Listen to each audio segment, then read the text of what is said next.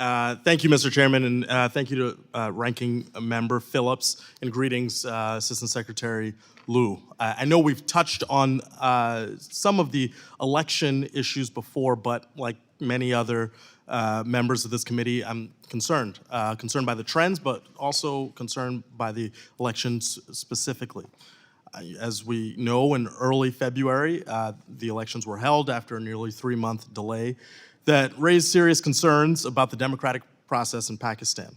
I also know that the State Department joined other international election observers in expressing concern that the election included undue restrictions on freedoms of expression, association, and assembly. So, I want to reiterate my personal concern.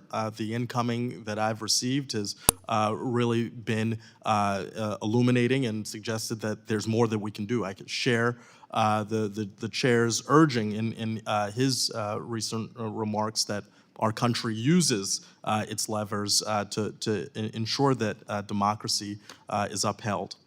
That's also why I'm proud to co-sponsor House Resolution 901.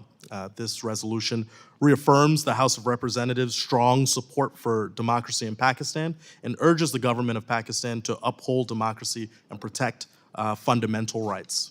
But as we look more broadly at human rights in Pakistan, the State Department, your agency's most recent human rights report, highlighted significant human rights challenges in Pakistan, including restrictions on freedom of expression and freedom of the press.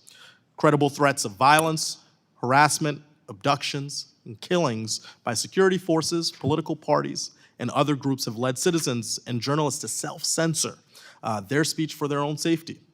The State Department found that the Pakistani government's failure to investigate and prosecute attacks on free speech and the press have effectively led to restrictions on free speech and the press in a very dramatic way. Really what I want to hear is how can and how will the United States work with the Pakistani government to support meaningful change to promote freedom of speech and freedom of the press? Sir, I have the pleasure and responsibility of reading the Pakistani media on a daily basis.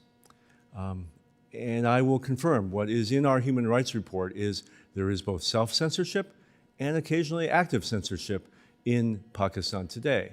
At the same time, what I read in the Pakistani press is a cacophony of voices. There is actually competition in the media with respect to things that are said and not said, as well as in social media.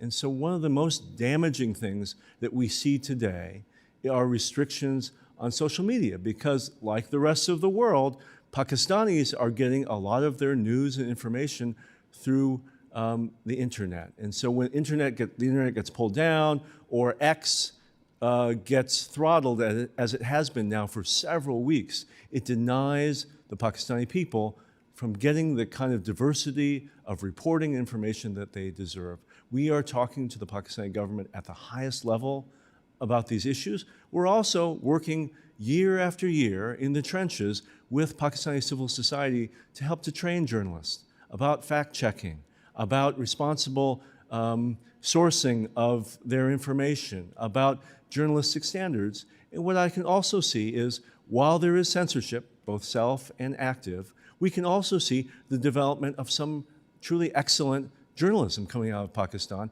and some very brave journalists who defy these censors and still produce things that call into question the government or the military or the Americans or any number of other institutions of authority. If I may, sir, what